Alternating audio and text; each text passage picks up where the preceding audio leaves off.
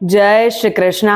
सर्वदेवमयी सर्वतीर्थमयी मुक्तिदायिनी गौ माता की जय।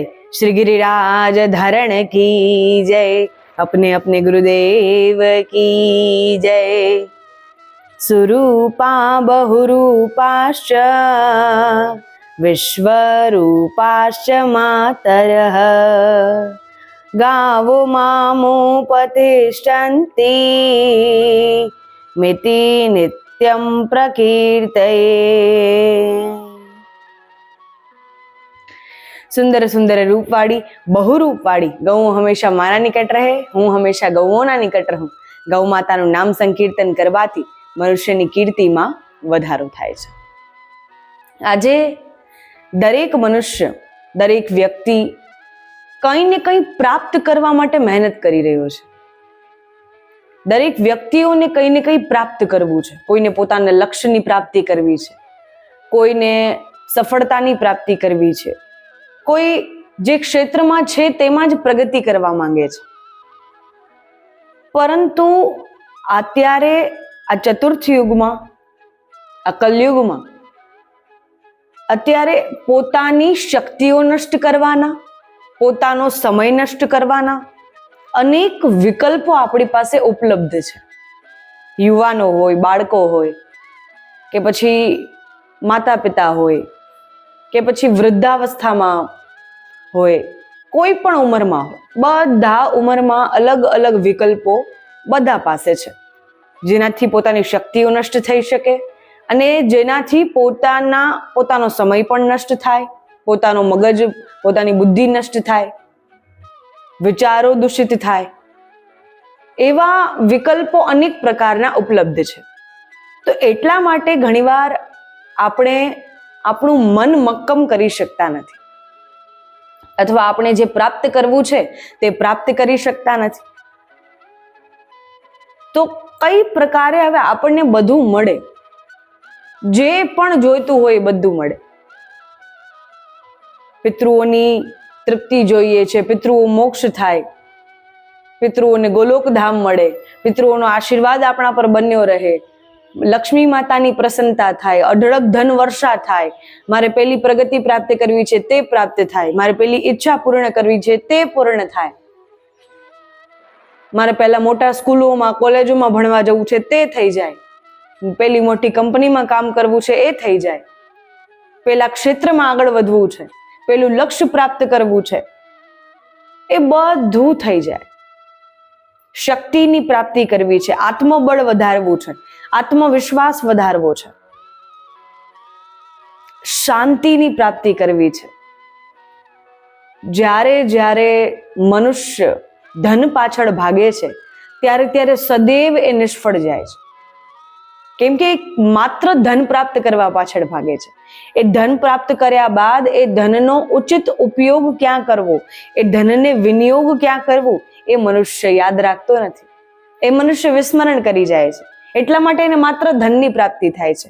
એ ધનને ક્યાં પ્રાપ્ત કરવું એની બુદ્ધિની પ્રાપ્તિ થતી નથી. કેમ કે આપણે એ વસ્તુ માંગતા જ નથી કે મને બુદ્ધિની પ્રાપ્તિ કહે કે હે પ્રભુ, મને એટલું ધન પ્રાપ્ત થાય છે, પરંતુ મને એટલી બુદ્ધિ પણ પ્રદાન કરો કે સાથે સાથે આ ધનનો હું વિનિયોગ, આ મારા શુભ દ્રવ્યનો વિનિયોગ હું ક્યાં કરું.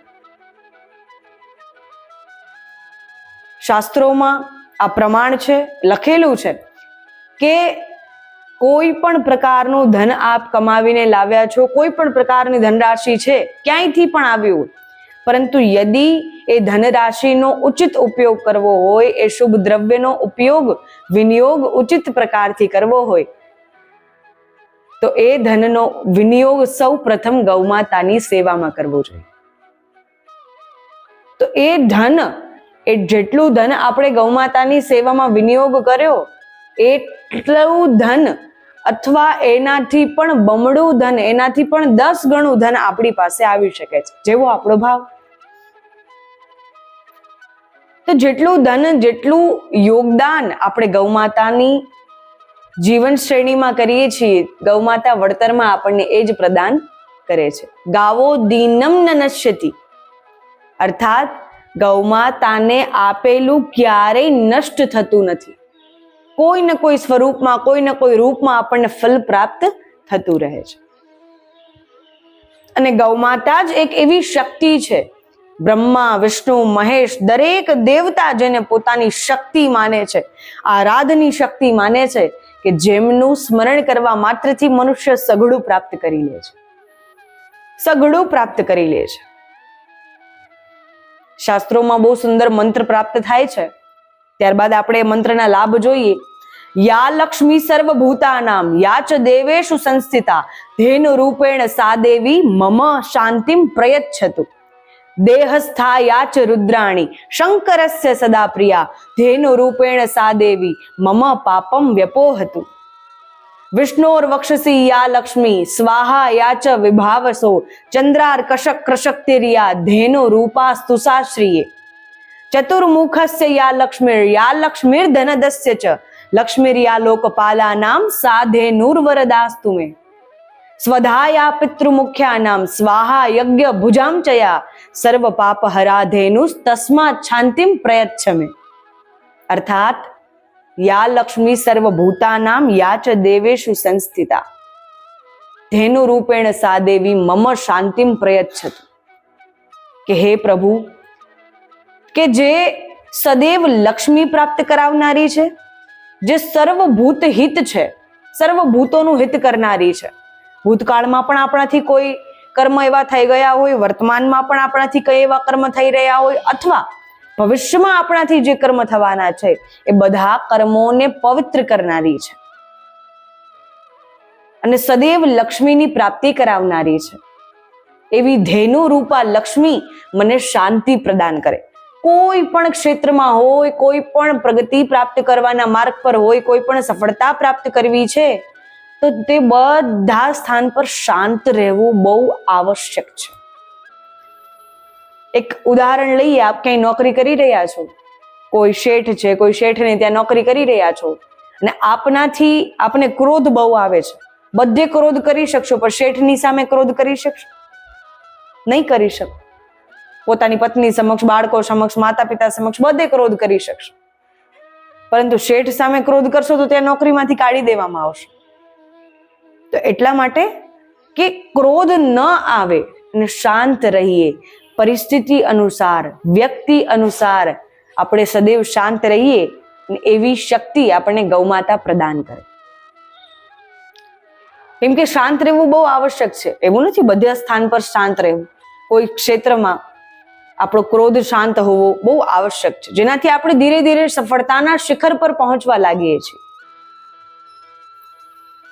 દેહસ્થાયા ચ રુદ્રાણી શંકરસ્ય સદા પ્રિયા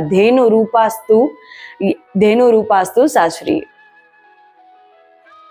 તો અર્થાત ભગવાન શંકરના દેહમાં જે આરાધની શક્તિ બિરાજમાન છે, એમના અર્ધાંગમાં જે આરાધની શક્તિ બિરાજમાન છે, એ શક્તિ સદૈવ એ ધેનુ રૂપા શક્તિ બનીને મારા સર્વ પાપોનો નાશ કરે. ધેનુ રૂપેણ સા દેવી મમ પાપમ વ્યપોહતુ. કે મારા સર્વ પાપોનો નાશ કરે. મનથી, વાણીથી, દેહથી, શરીરથી મારાથી જેટલા પાપ થયા છે એ બધા પાપોનો તત્કાલ નાશ થાય છે, અને બધા પાપોનો નાશ થાય છે. ત્યારબાદ વિષ્ણોર વક્ષસી યા લક્ષ્મી સ્વાહા યા ચ વિભાવસો ચંદ્રાર કશક્ર શક્તિર્યા ધેનુ રૂપાસ્તુ સાશ્રીએ. અર્થાત કે ભગવાન વિષ્ણુની જે પદ્માલયા લક્ષ્મીજી છે, જે પદ્માલયા આરાધની શક્તિ છે, એ સદૈવ મને કૃપાની પ્રાપ્તિ કરાવે, સદૈવ મારા તાપ અને પાપને હરી લે, મારા સદૈવ બધા તાપને હરી લે. મારા મનમાં જે તાપ છે કે મને પહેલું ન મળ્યું, મારી પહેલી પ્રગતિ ન થઈ, મારે પહેલું કરવું હતું ને ન થયું, એ બધા તાપ છે એ તાપોનું હરણ થઈ જાય છે. એ તાપને ધેનુ અર્થાત ગૌમાતા હરી લે છે. તાપ એટલે સદૈવ આપણા મનમાં એવો વિયોગ રહે છે, કોઈ વ્યક્તિ ન મળવાનો, કોઈ વસ્તુ ન મળવાનો. મને પેલું વ્યક્તિ મારા જીવનમાં જોઈએ છે, એ વ્યક્તિ મારા જીવનમાં કેમ નથી? એ તાપ સદૈવ આપણને જે સતાવ્યા કરે છે, મારે પેલું વસ્તુ જીવનમાં જોઈએ છે, મારે પેલી સુખ સુવિધા સાધન જોઈએ છે, એ બધું કેમ મારા જીવનમાં નથી? જ્યારે લૌકિક સુખોનો તાપ આપણને સતાવે છે ને ત્યારે આપણું મન પ્રભુની સેવામાં લાગતું નથી. એ નિશ્ચય છે. કેટલોય પ્રયાસ કરી લો, કેટલો પણ પ્રયાસ કરી લો, મન છે, ભાવ છે, વસ્તુ છે, સાધનો છે, પરંતુ આપણું લૌકિક સુખની પ્રાપ્તિ કરવામાં આપણું મન ભાગી રહ્યું છે. એટલા માટે પ્રભુમાં આપણું મન લાગતું નથી અને પ્રભુની સેવા આપણે કરી શકતા નથી. કોઈ પણ પાઠ પૂજા કરતા હોય તેમાં ને તેમાં મન આમ તેમ દોડ્યા જ કરે. અને એ જ જો આપણને કહ્યું હોય, કોઈ પણ પ્રકારથી આપણે ધન ગણતા હોય, પૈસા ગણતા હોય, નોટ ગણતા હોય, ત્યારે આપણું મન એકાગ્ર રૂપે ત્યાં જ રહે છે. એ કઈ ઓછી ન થવી જોઈએ, એક પણ વધવી ન જોઈએ. તો એવું જ મન આપણે મનમાં ભલે એવો ભાવ ધારણ કરવો પણ હું પૈસા ગણી રહ્યો છું, પૈસા ગણી રહી છું, એવું જ મન, એકાગ્ર મન આપણું પ્રભુમાં કેમ લાગતું નથી? કેમ કે આપણું અત્યારે મન લૌકિક સુખો તરફ ભાગી રહ્યું છે.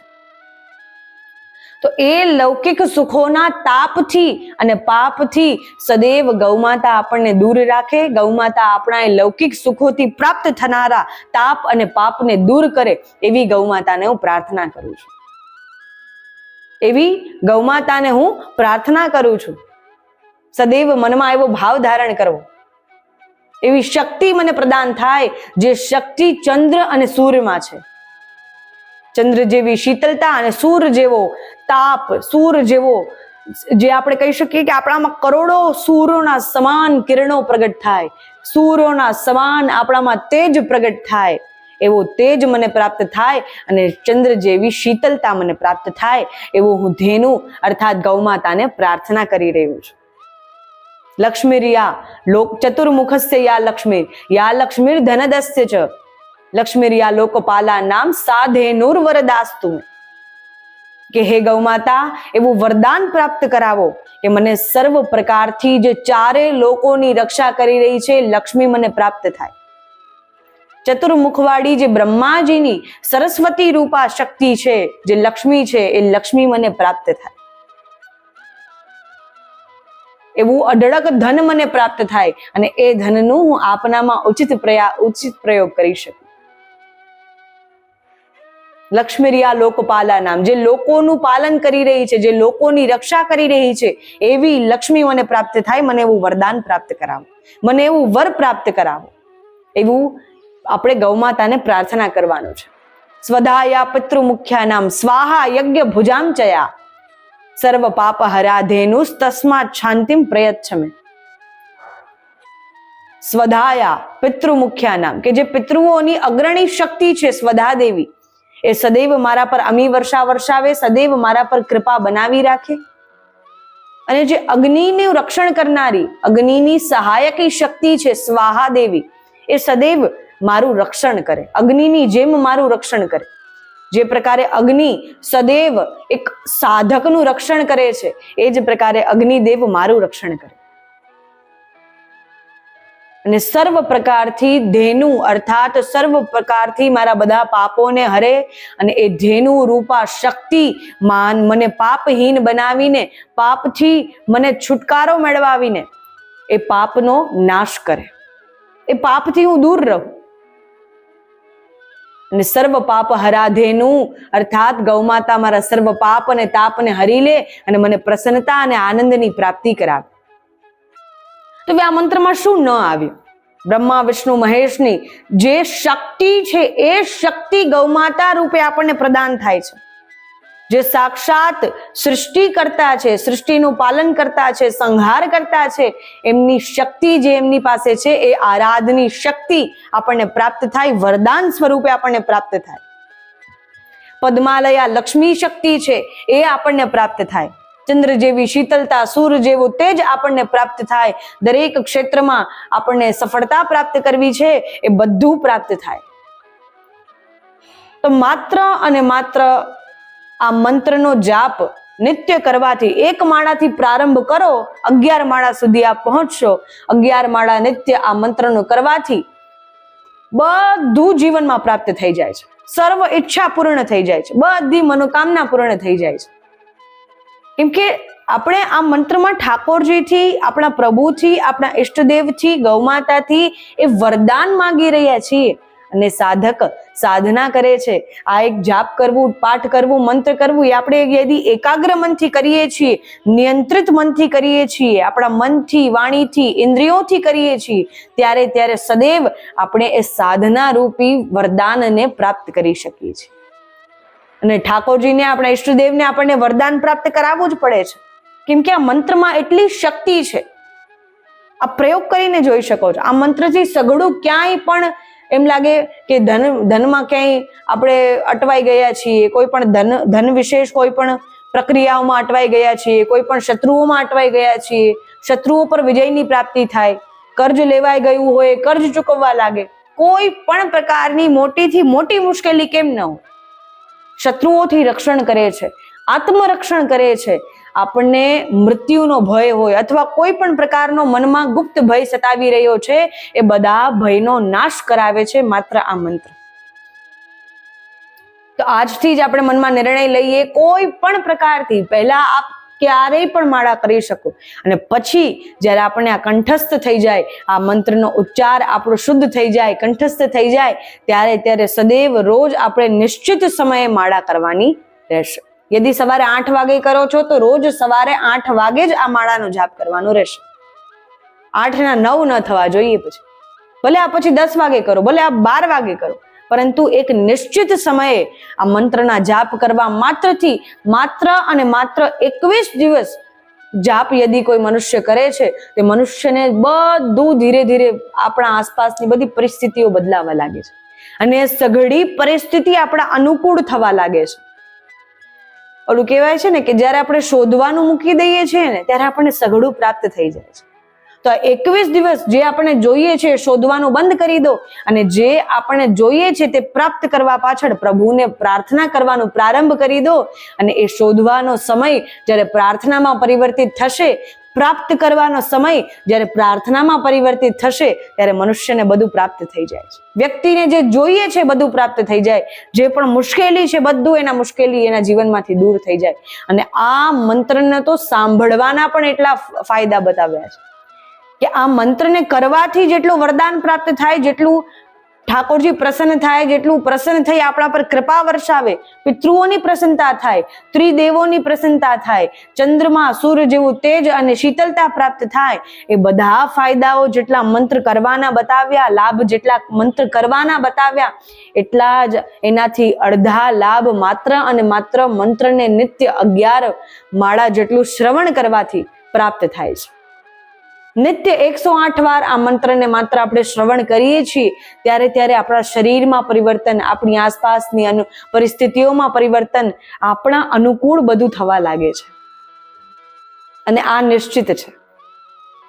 તો આ જ પ્રકારે નિત્ય આજથી જ આપણે આ મંત્રનો જાપ પ્રારંભ કરી દઈએ, અને જીવનમાં જે પ્રાપ્ત કરવું હોય થઈ શકશે.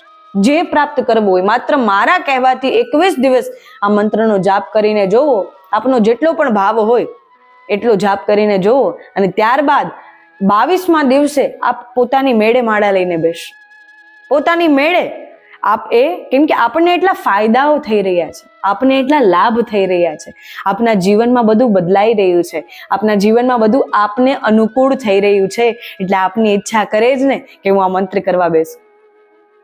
પોતાના ઈષ્ટદેવની સાક્ષીમાં, પોતાના ઠાકોરજીની સન્મુખ, પોતાના જેને પણ ઠાકોરજીને આપણે માનતા હોય, જે પણ ભગવાનને આપણે માનતા હોય, એમના સન્મુખ બેસીને નિત્ય 108 જાપથી પ્રારંભ કરવાનું છે. પછી આપણે વધતા 5 માળા, 7 માળા, 11 માળા કરી શકીએ છીએ.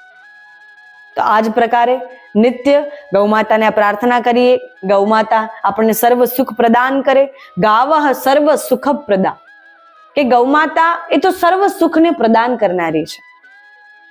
આ જ પ્રકારે ગૌમાતાની સેવા કરતા રહીએ. ગૌમાતાની સેવા માટે અન્ય ભક્તોને પણ પ્રેરિત કરીએ.